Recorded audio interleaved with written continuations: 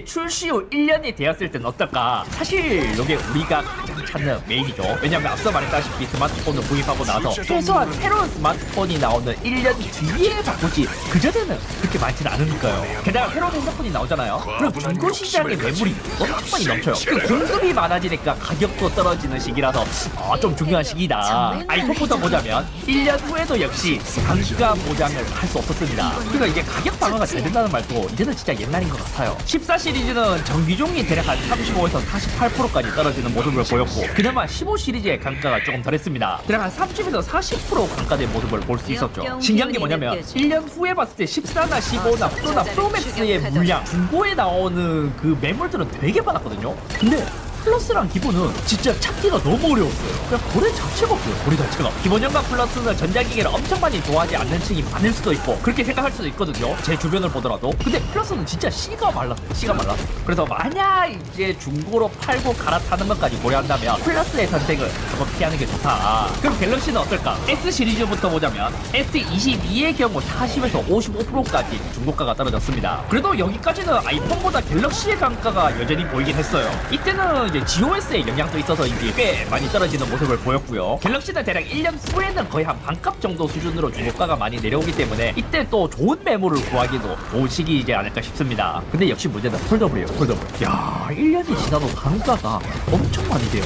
대략 한 50에서 60% 정도의 단가를 볼 수 있었거든요. 오히려 1년이 지나잖아요. 플립이 그나마 1년 전까지는 S 시리즈와 비슷한 단가를 보였는데 1년이 지나니까 플립보다는 폴드가 그나마 가격 방어가 더 잘 되는 모습을 보였습니다. 아니면 플립 시리즈가 한번 구입했다가 한 1년 정도 쓰니까 파형으로 다시 돌아갈까? 그런 분들이 많아서 이제 시장에 많이 매물이 나와서 그럴까요? 마지막으로 출시된 지 2년 후의 가격도 비교해봤습니다. 폰을 자주 바꾸지 않으시는 분들은 한 번 더 존버해서 2년 후에 바꾸시는 분들도 꽤 있어요. 과연 얼마까지 떨어졌을까? 아이폰 14 시리즈의 경우 대략 한 50에서 64% 정도 생각하면 좋을 것 같았고요. 14 기준 출고가 125만원이었던 폰은 한 50만원 정도에 구입할 수 있다고 보면 될 것 같습니다. 여기서 신기했던 건 갤럭시 S 시리즈가 처음엔 1년까지는 아이폰보다 단가가 조금은 더 되긴 했지만 2년이 지난 후에 보면 이제는 아이폰이랑 거의 비슷해지더라고요. 이것도 대략 한 50에서 62%의 단가율을 보였고요. S22 기준으로 출고가가 100만원이었던 것을 생각하면 한 40만원 정도에 건질 수 있다는 뜻이죠. 신기하게도 2년이 지나면 아이폰이나 갤럭시나 강가율은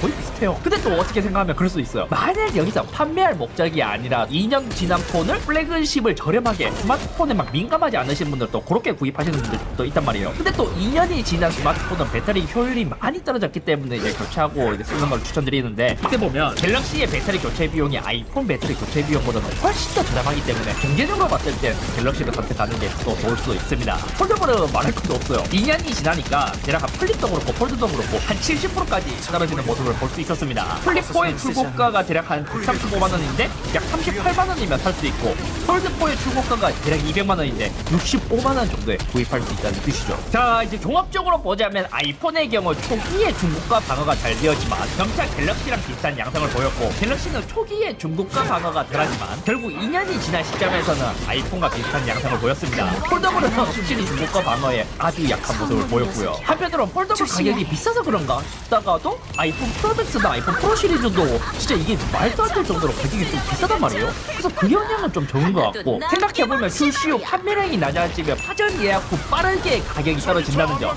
그리고 특히 이제 대폭 펼치는 내구성 때문에 중고로 사기에 좀 찝찝함이 있어서 그럴 수도 있지 않을까 싶기도 해요. 근데 또 이제 전자기기를 좋아하시는 분들은 뭐 당장 케어 플러스나 다른 보험으로 한번 싹 갈고 이제 판매하는 경우도 있기 때문에 그냥 심리적으로 찝찝해서 그럴 수도 있고요. 그래서 전체적으로 찾아본 입장에서 실제 시장을 찾아봤을 때 아이폰의 가격 방어가 조금은 더 이제 나은 느낌이었지만 1년 후부터 꽤 비슷한 양상을 보였고 지금 시점에서 봤을 때 중고가 방어를 대비해서 아이폰을 굳이 구입할 필요는 없다. 다만 이제 폴더블은 확실히 가격 방어가 안 되다 보니까 중고가가 많이 중요하다면 추천하기엔 어렵고 아이폰 플러스 기존 같은 경우에도 이제 매물이 나오더라도 수요가 그렇게 많지는 않기 때문에 중고로 팔기 조금 힘들어 보였어요. 그리고 또 그러시는 분들도 있습니다. 이렇게 이제 스마트폰이 처음에 출시되고 나서 1년이 지나면 아이폰이나 갤럭시나 이제 출시가에 비해서는 단가 차이가 되게 많이 나잖아요. 그래서 가성비를 위해서 한 세대 전 스마트폰을 쓴다. 그래서 1년 지난 스마트폰을 구입하고 다시 1년 뒤에 팔았을 때 이제 비교를 해보면 이때는 이제 갤럭시가 초기에 단가를 좀 많이 먹어서 그런지 1년과 2년 사이에서는 갤럭시의 갭이 좀 작기 때문에 갤럭시의 가성비가 더 좋아요. 아무튼 오늘 얘기까지면 사실 제가 찾아본 이제 표본이 막 그렇게 많진 않기 때문에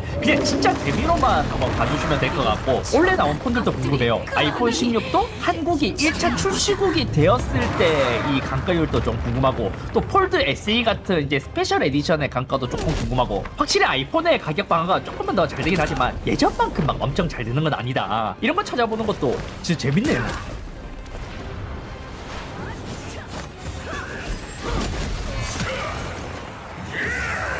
향로의 기운이 주변에 폭발을 일으키고 있는 것 같다. 가까이 가서 살펴보자.